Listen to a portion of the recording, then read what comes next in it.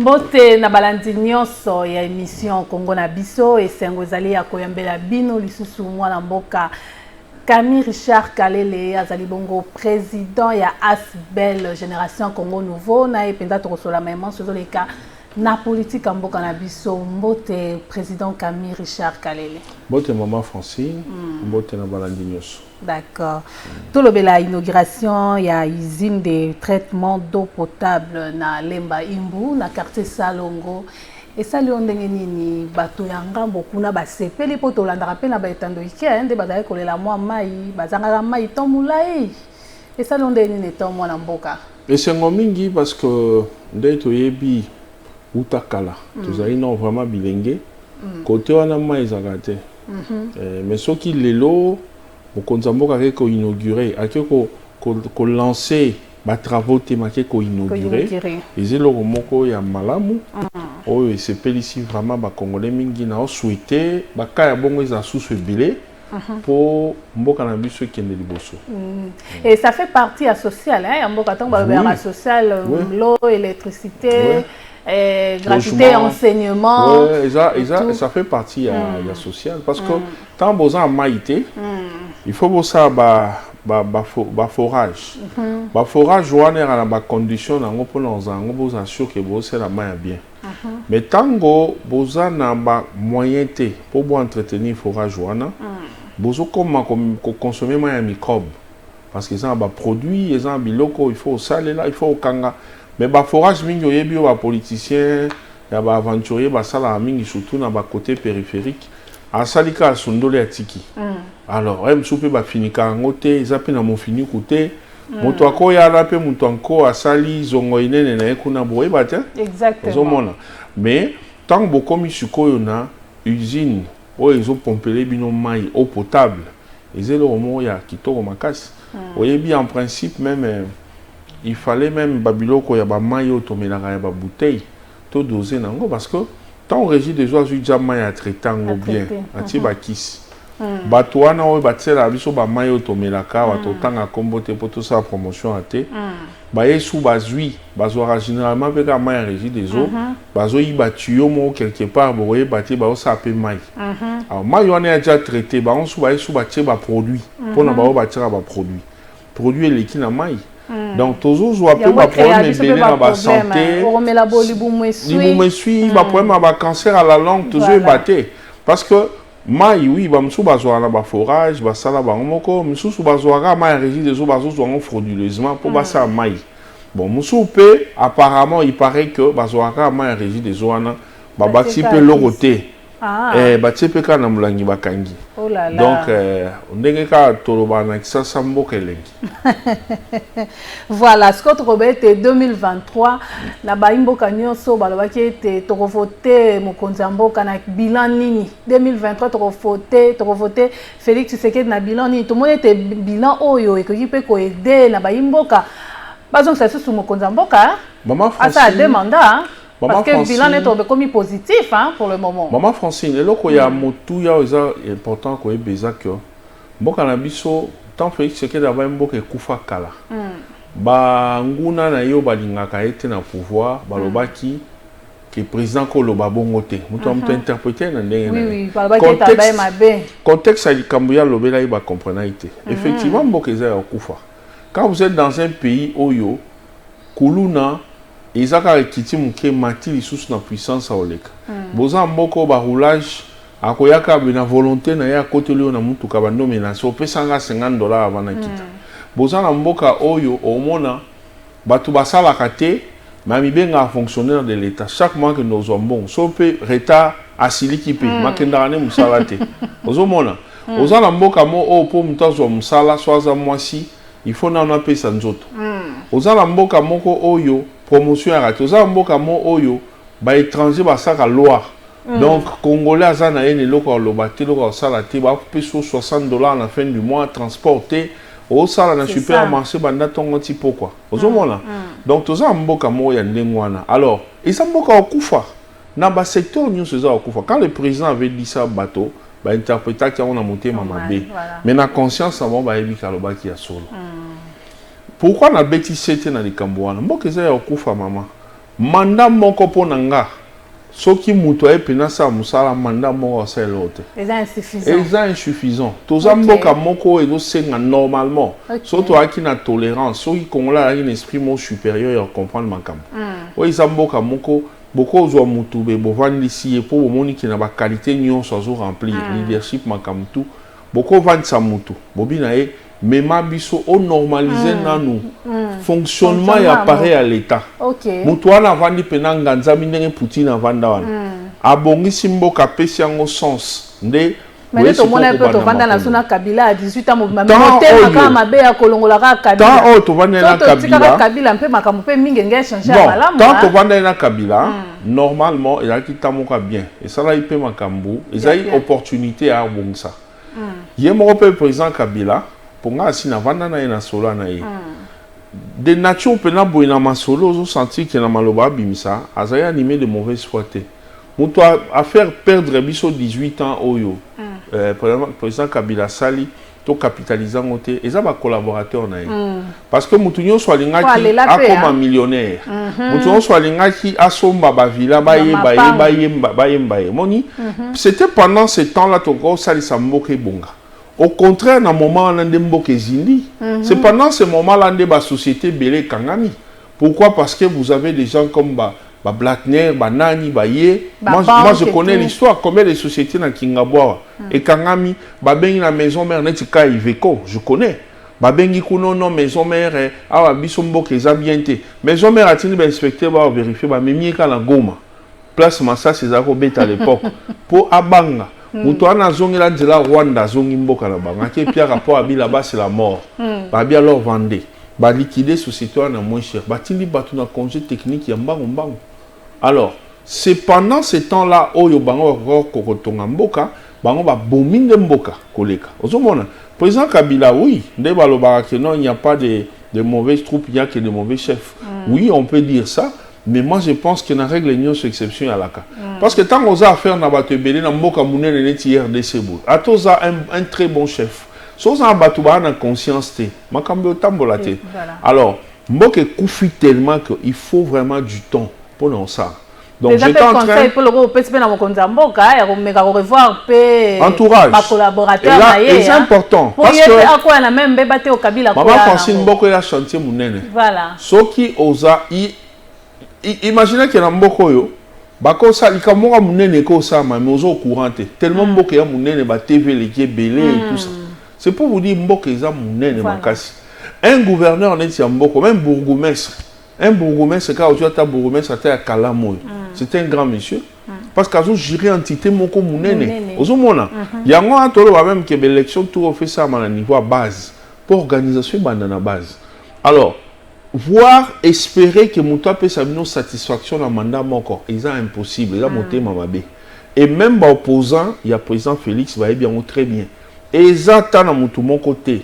À Koya, on a commis président, après président Fachi, aïe, bon, ça, le miracle m'a changé. À tous, on a un milliard et aussi mbaté.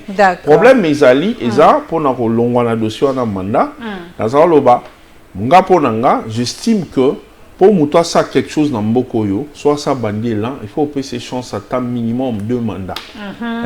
À sali 2 mandats constitutionnellement parlant, à sali ango et sili, botali ce que le roi cause à sali. Place soit au tikawana, mon sous paye à bandi. Parce que qu'est-ce qui se passe? Soyi bobi que non, oya sali, faut aller waka katolingi était. Tant bolongo lié. Oya koya, ils ont le roi compteur et bandé à 0. Makamoninga salaki ya koya annula nyonso abandi pe oya eligne parce que yo mo oza mboko mama oza mo pandisa ngomne oyo kaka nyonso yo président Félix asalara pona écurie ya la muka ezaka mabe nyonso président Félix asalara pona batu ya FCC ezaka mabe autrement dit ceux qui lelo même ata Moïse Katumbi qui semble avoir un pied dedans, un pied dehors. Batuna yo landa ba on a discours. Pona bango nyonso e sala miaka mabe. Autrement dit, so lelo baye ba sa tabula rasa. Ba kolongola nyonso eza pour batia ya bango. Siko pendant ce temps la peuple ndazo en pâtir parce que bango ba kondi bazo ya ba futa mananenga ba kondi. Ba misolo ebele ba sana ba avantage ebele.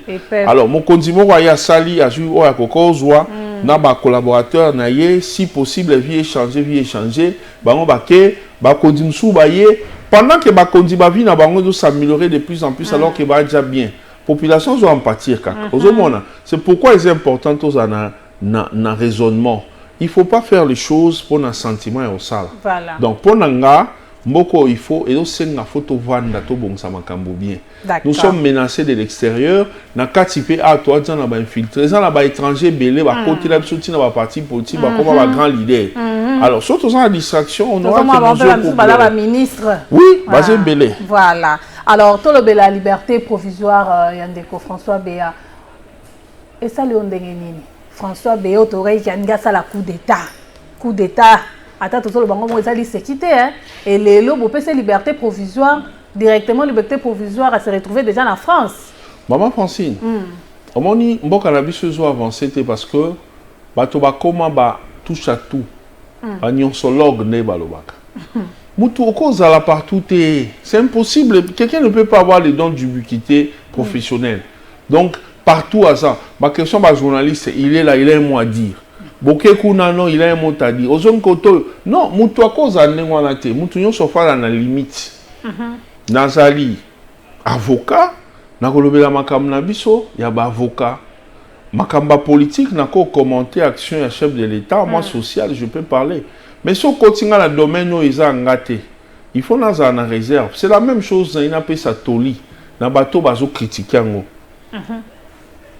dossier à François Béa ezali na niveau il y a haute cour militaire bazo sambisa ekuna ba magistrat militaire ou bazo gérer yé ba yebi très bien que ndeko François Béa azali na problème il y a santé ce qui va accorder c'est pas que vraiment il a un problème en santé alors quelqu'un qui a un problème de santé ce qui a sengibino a kende ba soin tribunal de sambisaye militaire de surcroît ba mon qui est important va accorder liberté. Pourquoi il faut batuba se mettre à raconter des blablabla? Tout ça qui a wa tomola rande ko camere a senga liberté provisoire pour na ba raison car ya santé ba évacuer ki libanda to azaki na centre nganda donc ça le quoi peut communiser mboka na biso que to za na ba hôpital malonga te to na ba infirmier ba docteur ya malonga to ba ko traiter déjà secrétaire to za hôpital malonga te na mboko to na lorota ya solo tout ça le côté mais voilà to que tout non de François mais là ya camere nde to mona ki que to za ki na ba na ba médecin à ma classe. Tant qu'il y a des caméras, moi j'avais même parlé pour dire non des caméras ont une opportunité dans beaucoup. Il y a aussi un poste à miner. Comment expliquer qu'à s'organiser pour créer un hôpital? J'avais parlé. C'est ce qu'on appelle investissement socialement responsable. C'est irresponsable. Il y a au moins un conduit qui fonction miner en beaucoup que c'est faire soigner les bandes. Au détriment il y a des Congolais. Parce que tant que Liban, c'est parce que tu as des moyens. Aux gens ba poumon netinga, aux gens ba rein netinga, aux gens agnon son netinga. Pourquoi quand yo kenda Liban na ngana? Est-ce que ça peut façon ya ko s'acquitter na été pour te na mboka na liberté provisoire ndenge komaka? To mona ba prisonnier ba zo ba liberté provisoire, le ba zalaka ba ministre na mboko, je sais le nom. Bah comment va ministre, misusu bah comment va sénateur, misusu bah zab na ba fonction na ba maman Francine, deko François Béa, quand naïe bah étudiant qui ont plusieurs fois, bah signé la liberté plusieurs fois, ils ont pris sa maté. Tant médecin moni vraiment aïe à salim ça la moni qui est nécessaire, bah évacuer. Et tout quoi qu'on vouloir y était. Sauf qui bah politicien, il y a la politicien, il y a ça qui monte il y a DGM, ensuite aïe au coma. Conseiller spécial à chef de l'État en matière de sécurité. À ça, à politicien, responsabilité, on a qu'on imputé à côté. Ce que ça dit que, l'hôpital exact, fois que les bandes appropriées. À ça, peut mon un biso tazara, j'ai un biso ta. Oui, que l'amboko sont plus âgés pour son espérance de vie africaine à combien? Bon, j'ai mal à tara mon un biso. Bon, la nuit, ça va amalgame. Mais maman Francine, nous sommes pas au coma paka. Azan a moi santé plus ou moins bien, mais Azan moi linga zappé dans point mot compliqué. Dans mon cousin na ina lobani. Si on accorder liberté, c'est parce que bas spécialistes oyo bazo sambisayi, bas spécialistes en matière wana, qui sont des magistrats militaires, bah moni qui est important. Bah payer liberté provisoire, bah accorder même en question Libanda. Donc caméra qui est sur Libanda, tout le monde disait ici, ah ouais, ici il y a Kimi, il est là, Azoni Azan Katsambok, les loba a quitté. Alors dès l'ando loba, tant qu'on va évacuer des caméras, personnellement, na sepelaki parce que il fallait se faire soigner ka awa pour ça ba politiciens leçon ba que tant aux gens à pouvoir il faut bundo bon samboka na yo pour aux en a besoin ba soin aux ouango ya bien mais comme ezaki urgence à qui a eu ba soin azongi ndeko François peut ba accorder à qui totika ko raisonner belé moto a monika sepel nango te abomba sentiment na motema na parce que aux magistrat militaire te yom to sambise te yom to za contrôle la dossier te bato ba na tableau de bord o bazo mona nyonso ba moni ki crainte na eza fuite na eza craindre te batiki ya kende. Et aujourd'hui Camille est déjà zongeli ba activité hein. Oui, c'est normal. C'est ça le bien, c'est na mokonza mboka moment mais oui, c'est clair. C'est clair. PNC, qui vraiment la pose ça va fonctionner. C'est clair. Ce qui m'a tout quitté. Tant de caméras va condamner qui est. Dans premier puis dans second degré. Nga personnellement, dans zaï ko siliki la bandeko bazaï ko kende oganga na nzela ba bakaza innocent. Parce que tant ma mio sur ça ma bango bazaï qui n'a été. Attends justice le lobby va condamner dans le bail que batika okende ko kumisa ko sa pression que justice etikaye. Par contre ba landa ba voix o ezali légal, c'est normal, il y a qu'au faire acter cassation. Donc, il y a une cassation parce qu'il y a des ressorts à souka. Voilà. Alors, tant que balandine zelana, les hommes de caméra a quitté. Alors, moi, en tant que légaliste, moi, en tant que praticien de droit, tant on a moni ba quitté, nazali, na obligation, on a un père de famille politique, un père de famille biologique, bati qui a eu liberté, c'est bon. Donc, autrement dit, il faut batika, comme il tient en place, il y a l'État au bango bazate.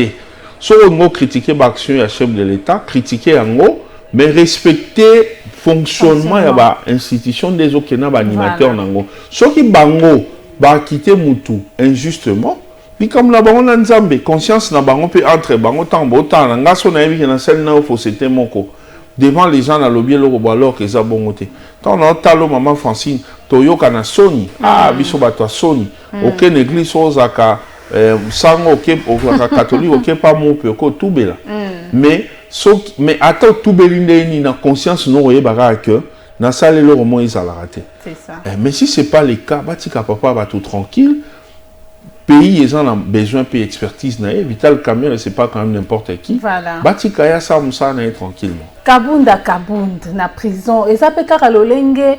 Il y a président Kolongola moi, ba collaborateur à ma pene na yeto penza Kabunda zo mérité à na prison na Ngongo. Maman Francine, on ne peut pas déjà maintenant là ko katali kambia Kabunda parce qu'on bénéficier dans la présomption d'innocence. Voilà.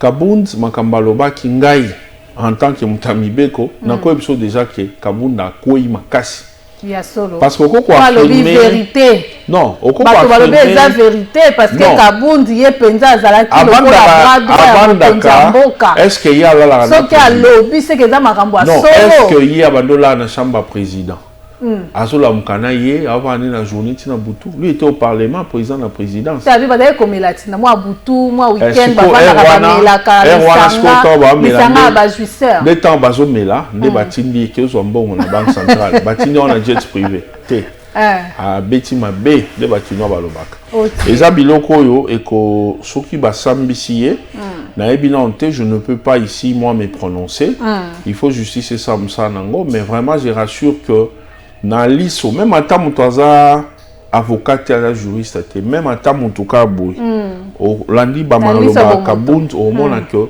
Kabunda kwei akwei liboso mibe kwa mboka akwei et pour ça on ne peut pas parler de l'acharnement encore le l'acharnement te ezalindo sali mabena yo zangi maîtrise au lobby biloba loba makamba Kabund comportement na ye eza ya kokamwate mutu aza na pouvoir mama yo so mono za na pouvoir olovanda ta calme obatela pouvoir donc comment que tobola bapina bato na combat spirituel babo eza ba démon des autolisa ozo comprendre parce que mutu aluka na vie ya bonga koma wana mais tant yo komi déjà comment luka sou ba problème donc ba démon la yo moko be ba kozo sata mo ba imbo kana moi droiture pour te biso ba congolais niveau to za la raka na désordre na mamunyoso non c'est que moi je peux dire et là on a koloba ezali que ce qui est vrai ezaki ndeko jama Kabund a se comporter bien par rapport à comportement na yewana et bazo sambisa justice et ça musa nango soki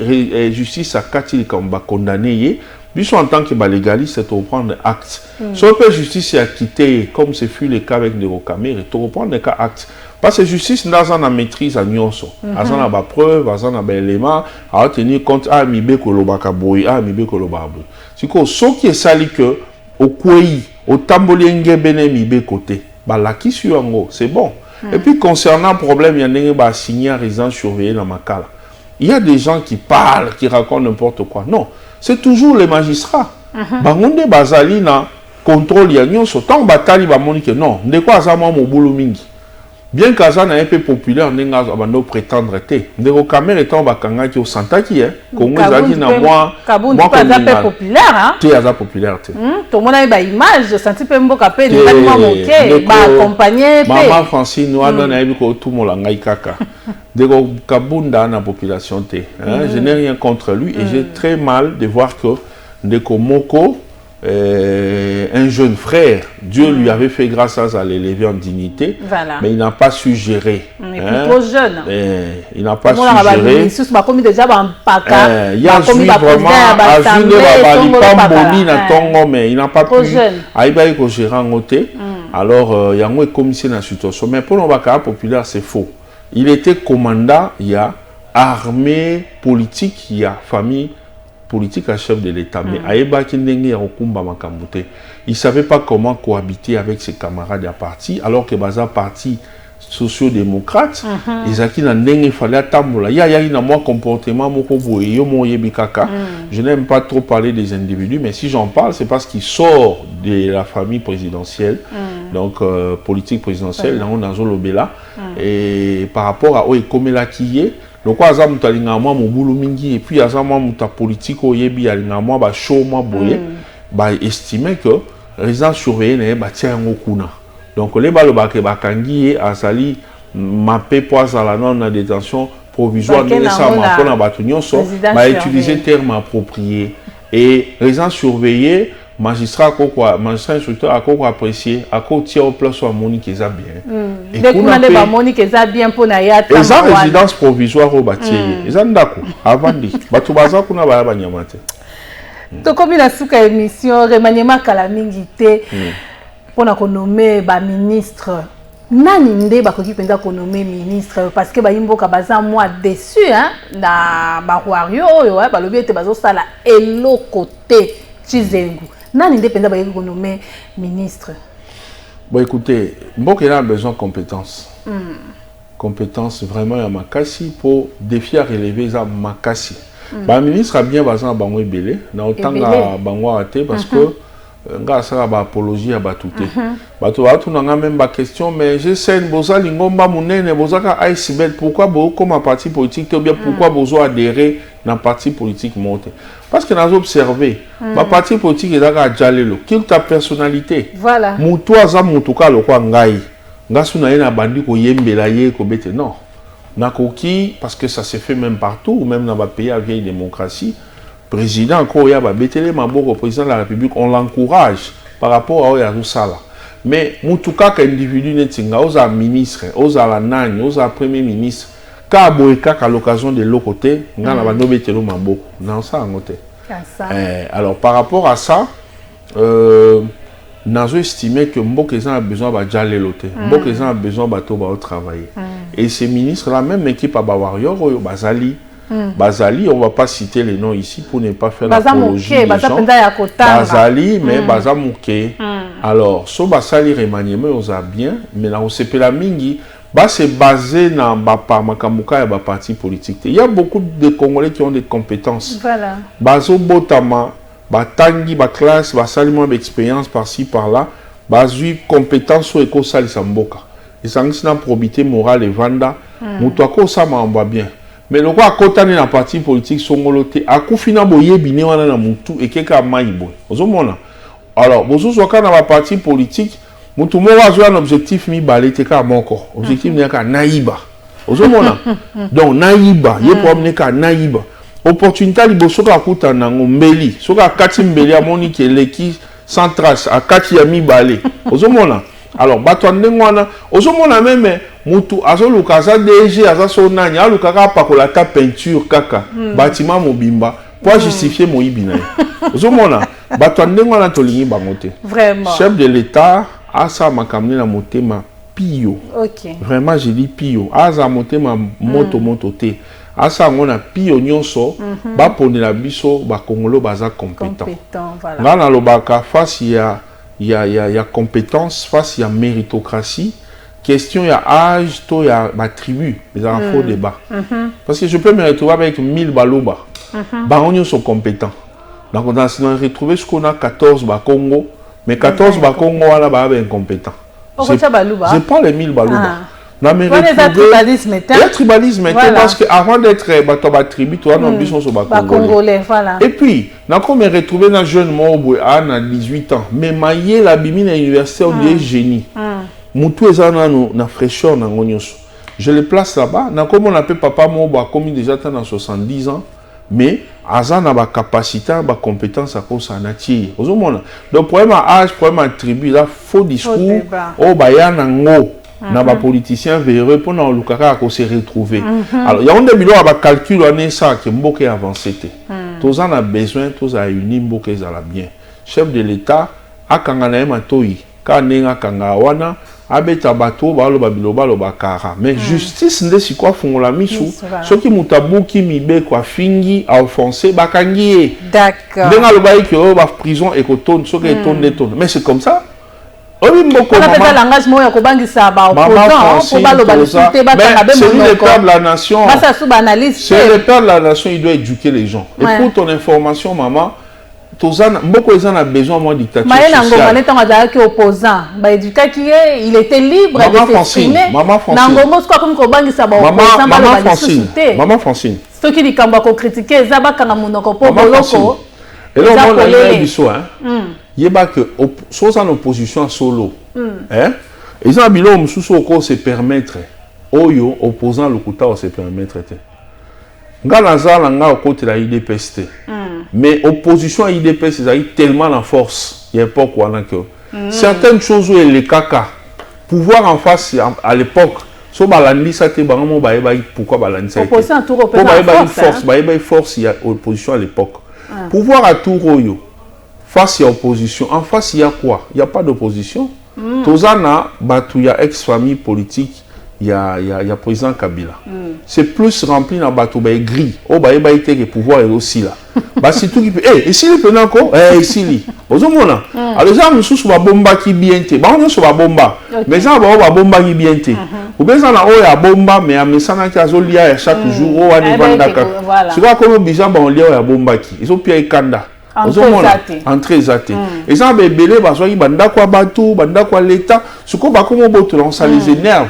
Pour ça ba ngezali kara tendance ezonga pouvoir na bango ezonga po bazonga ne ba mesa pour muta vivre en habitude wana eza famille politique o ba se prétendre être des opposants en réalité ba opposants parce que ba critiquer ba action te mais ils sont dans des injures ba fabriquer même ba jeune moko ba kendaka ko finga matin midi soir d'accord to comme une famille mususu en face o ba mi bengi ba résistant à la moka mais so la dit vraiment bien en kati dès qu'on fait le de Tshisekedi ba la ranine parce que ba outé si comme ba on so bana papa Tshisekedi opposition cause à la terre donc à dire vrai pour l'instant on n'a pas d'opposition en face il y a un monde en pouvoir alors ils sont tous dans des insultes ils non na linga ngana za président comme na présidenté na komene bino vidéo qui na souka d'accord na cette population surtout jeunesse to tiko kota na baloinga pamba mboka na biso de kobonga na ngwe dépend kana biso soka to koti distraction nyo ce baby